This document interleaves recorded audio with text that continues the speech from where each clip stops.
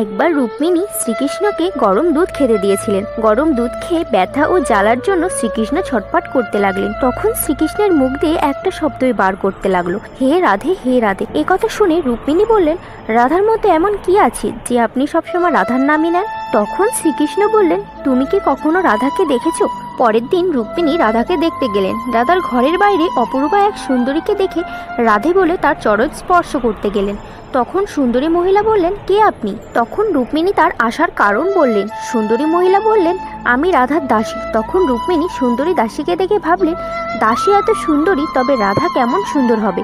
এরপর রাধার কাছে পৌঁছালেন। রাধাকে দেখে বলবেন, রাধে রাধে। कर्म के चलते कर्म